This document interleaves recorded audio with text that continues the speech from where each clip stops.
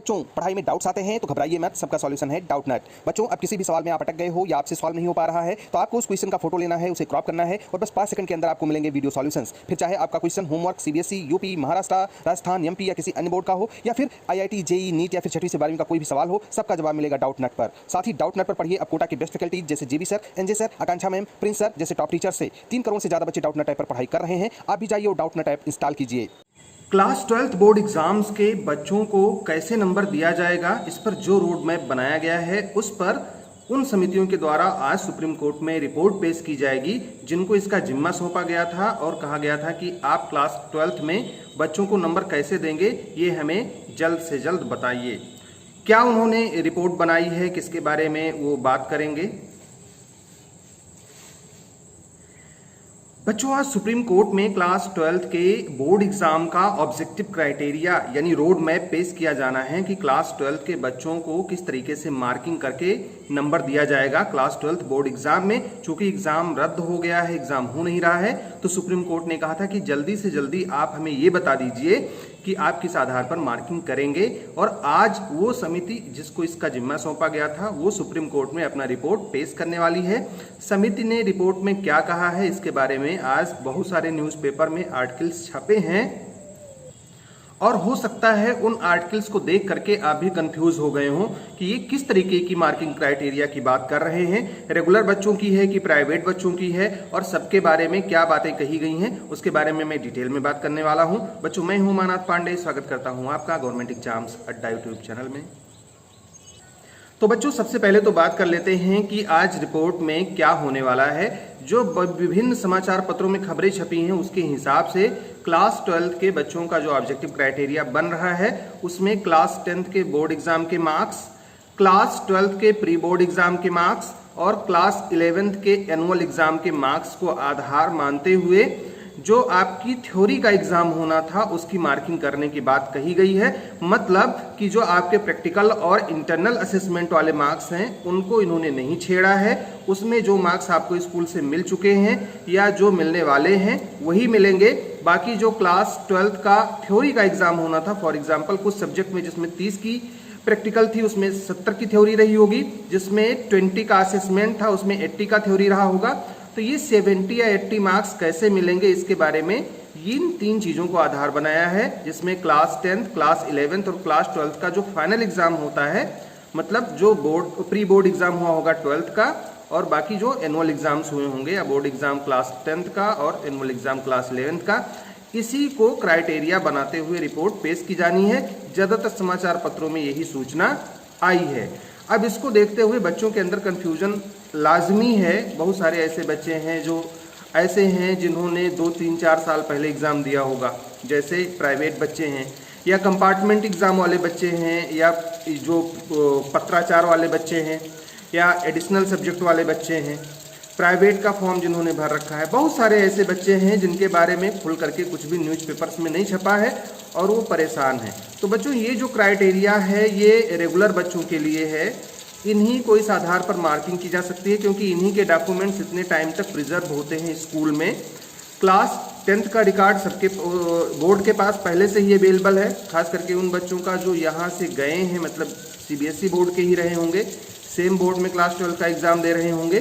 Class 11th का record school वाले provide करा देंगे क्योंकि उसी के आधार पर क्लास 12th में उन्होंने अपना एडमिशन लिया था। तो रेगुलर बच्चों के लिए चीज़ें फिजिबल हैं। अब ये इम्प्रूवमेंट कंपार्टमेंट और प्राइवेट बच्चों का ऑब्जेक्टिव क्राइटेरिया बाद में डिसाइड करेंगे, जैसा कि हमने पिछली वीडियोज़ में बताया था कि एक साथ में नहीं आएगा, अलग अलग सबका ऑब्जेक्टिव क्राइटेरिया तैयार होगा। कैसे तैयार हो सकता है, किन किन चीज़ों को प्राथमिकता दी जा सकती है, इसके बारे में हम बात कर चुके हैं। हालांकि अगर क्लास 10th, 11th और 12th को लेकर के ऑब्जेक्टिव क्राइटेरिया पे सहमति बन जाती है, सुप्रीम कोर्ट इसको अलाउ कर देता है, तो इसी के आधार पर आपकी मार्किंग होनी है। अब ये बात करते हैं कि क्या सुप्रीम कोर्ट से अलाउ कर सकता है। तो देखिए उसमें कोई एक ही विकल्प नहीं दिया गया होगा कि क्लास 10th, 11th और 12th को ही हम मानेंगे। उसमें कई सारे विकल्प दिए गए होंगे जिसमें से अलग अलग समाचार पत्रों में खबरें छपी हैं। तो किस चीज़ को क्राइटेरिया मानता है सुप्रीम कोर्ट, किस चीज़ को सही मानता है। यहाँ बारिश तेज हो गई है तो हो सकता है इसकी ही आवाज़ आप तक पहुँच जाए। तो सुप्रीम कोर्ट पर डिपेंड करता है, सारे मैटर को लेकर के सुप्रीम कोर्ट में डिस्कशन होना है। अब वो सुप्रीम कोर्ट क्या उस पर फैसला लेता है ये तो आने वाला टाइम बताएगा। और यही वजह थी बच्चों कि अभी तक ऑब्जेक्टिव क्राइटेरिया को फाइनल नहीं किया गया, क्योंकि इस पर डिस्कशन होना है सुप्रीम कोर्ट में। अब अगर सुप्रीम कोर्ट रिजेक्ट कर देती है कि आपने जो फार्मूला तैयार किया है इससे बच्चों का नुकसान हो जाएगा, उस कंडीशन में ये लोग उसे लागू नहीं कर पाएंगे। तो इसी वजह से आपका ऑब्जेक्टिव क्राइटेरिया अभी सीबीएसई बोर्ड द्वारा डिक्लेयर नहीं किया गया है। फिलहाल जो समितियां बनी हैं उसमें क्लास 10th 11th और 12th का जो फाइनल टर्म एग्जाम होता है उसी को बेस बनाने की बात कही गई है। किसको कितना वेटेज दिया जाएगा इसके बारे में अभी कुछ भी हम कंफर्म नहीं कह सकते, तब तक नहीं कह सकते जब तक ये ऑफिशियल नोटिस ना आ जाए बच्चों। अब बहुत सारे बच्चे ऐसे हैं जिनको प्राइवेट इम्प्रूवमेंट कंपार्टमेंट का एग्ज़ाम देना है और उनका भी एग्ज़ाम रद्द हो गया है। लेकिन कुछ लोग ऐसे हैं जो लगातार ये खबरें उड़ा रहे हैं कि इन बच्चों का एग्ज़ाम नहीं होगा, मतलब इन बच्चों का एग्ज़ाम होगा, स्कूल में जाकर के इनको एग्ज़ाम देना होगा। सिर्फ और सिर्फ प्राइवेट रेगुलर बच्चों का एग्ज़ाम कैंसिल हुआ है, प्राइवेट इम्प्रूवमेंट कंपार्टमेंट एडिशनल इन सब बच्चों का एग्ज़ाम कैंसिल नहीं हुआ है। तो बच्चों जितनी भी ऑब्जेक्टिव क्राइटेरिया की खबरें हैं वो तो हम आपको देते ही देते हैं। मैंने आपको टाइम बताया है टाइम से कि सभी बच्चों का एग्ज़ाम कैंसिल हुआ है, चाहे क्लास 10th के हों या क्लास 12th के हों, रेगुलर हों, प्राइवेट हो, इम्प्रूवमेंट हो, कोई भी बच्चे हों, एग्ज़ाम सबका कैंसिल हुआ है।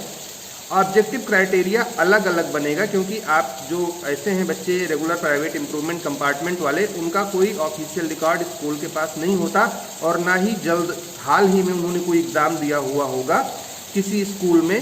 तो इस वजह से स्कूल वाले मना कर सकते हैं कि इनका रिकॉर्ड हमारे पास नहीं है, इसलिए इनके लिए अलग से ऑब्जेक्टिव क्राइटेरिया पर डिस्कशन हुआ है, जिसके बारे में हमने पुराने वीडियोज़ में चर्चा की है। तो बच्चों अगर आपको इस बात का डर है कि आपका एग्ज़ाम होगा तो बिल्कुल परेशान मत होइए, एग्ज़ाम नहीं होगा। और अगर आप चाहें तो सीबीएसई की ऑफिशियल वेबसाइट पे कुछ ईमेल एड्रेस दिए हुए हैं, वहाँ पर मैसेज करके उनसे पूछ सकते हैं, रिप्लाई बहुत आसानी से आ जाता है और वो आपको बता देंगे कि क्या है एक्चुअली। तो किसी को भी एग्ज़ाम नहीं देना है। पास कैसे होंगे इसके बारे में जल्द ही ऑब्जेक्टिव क्राइटेरिया आएगा। क्लास 10th के प्राइवेट इम्प्रूवमेंट कंपार्टमेंट ये सब बच्चे वेट कर रहे हैं कि उनका ऑब्जेक्टिव क्राइटेरिया कैसे आएगा। बच्चों मैं आपको बता दूं कि इसी हफ्ते में जो सोमवार से लेकर के, मतलब आज से लेकर के शनिवार तक के बीच में क्लास 10th और क्लास 12th के सभी बच्चों का ऑब्जेक्टिव क्राइटेरिया आ जाएगा। क्लास 12th में आना है रेगुलर प्राइवेट इम्प्रूवमेंट सबका, तो उनका पहले रेगुलर वालों का आएगा, फिर प्राइवेट इम्प्रूवमेंट कंपार्टमेंट का थोड़ा कुछ दिन बाद आएगा। लेकिन क्लास 10th के बच्चों का भी इंतजार इस हफ्ते खत्म हो जाएगा। जो प्राइवेट इम्प्रूवमेंट कंपार्टमेंट वाले बच्चे थे, एडिशनल सब्जेक्ट वाले थे, उनको भी अब पता चल जाएगा कि उनकी मार्किंग कैसे होनी है। एग्ज़ाम किसी का भी नहीं होगा। जिसका प्रैक्टिकल या इंटरनल असेसमेंट ये सब छूट गया हो, इन लोगों को दिया है सीबीएसई ने नोटिस कि आप स्कूल में बुला करके क्लास 10th में एग्ज़ाम करवा सकते हैं, ऑनलाइन करवा सकते हैं।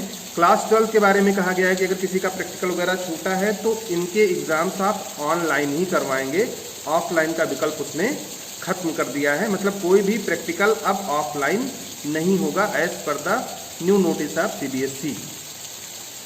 बच्चे पूछ रहे हैं कि सर यूनिवर्सिटी या कॉलेजेस में एडमिशन कैसे लें, तो इस पर मैं एक सेपरेट वीडियो बना करके आपको बताऊंगा। लेकिन मैं बता दूं बच्चों की जो प्रक्रिया शुरू हो गई है उसके फॉर्म्स अगर जहां आने शुरू हुए हैं आप उनके फॉर्म्स को ले लीजिए, फॉर्म भर दीजिए, फॉर्म सबमिट कर दीजिए। और जो प्रक्रिया है 1-1.5 महीने की होती है।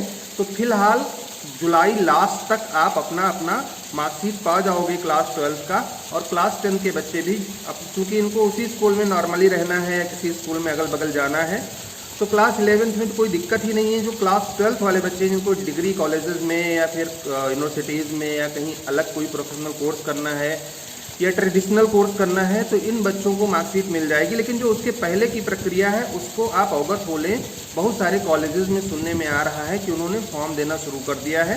कुछ कॉलेजेस में एंट्रेंस बेस्ड हो रहा है और ज़्यादातर कॉलेजेस में मेरिट बेस्ड हो रहा है। तो जहाँ पर मेरिट बेस्ड हो रहा है वहाँ के फॉर्म्स थोड़ा सा डिले हो जाएंगे इस वजह से, क्योंकि यूजीसी भी इसमें इन्वॉल्व है। जो समिति बनाई गई है बच्चों को मार्किंग करने के लिए ऑब्जेक्टिव क्राइटेरिया के लिए, उसमें यूजीसी भी इन्वॉल्व है। और यूजीसी को भी इस बात का पता है कि हमें अपने कॉलेजेस में या यूनिवर्सिटीज़ में एडमिशन कब लेना है, बच्चों के पास मार्कशीट कब तक अवेलेबल हो जाएगी। क्योंकि अगस्त से एडमिशन शुरू हो जाता है फॉरेन यूनिवर्सिटीज़ में, तो जुलाई लास्ट तक आपको हर हाल में मार्कशीट आपकी क्लास 12 की मिल जाएगी। तो बच्चों जैसे ही कोई नया अपडेट आएगा मैं आपको बताऊंगा, बिल्कुल परेशान मत होइए, आगे की तैयारी करते रहिए। और एक चीज़ का ध्यान रखिए कि किसी का भी एग्ज़ाम अब नहीं होना है। अगर आपको मेरी बात पे भरोसा ना हो, ठीक है, नहीं भी हो सकता है, तो जा करके ईमेल आईडी हमने बता दिया है, कॉन्टैक्ट अस वाले सेक्शन में दिया हुआ सीबीएसई के ऑफिशियल वेबसाइट पर, उस पर ईमेल करिए और उनसे डायरेक्ट पूछ लीजिए कि सर मुझे बड़ी टेंशन हो रही है और आप हमें बता दीजिए कि ऐसा कुछ होने वाला है या नहीं है, तो आपको ऑफिशियल रिप्लाई मिल जाएगा। बच्चों अंधकार ज़्यादा हो गया है, मैं इस वीडियो को यहीं ख़त्म करता हूँ। All the best, may God bless you, thank you for watching this video.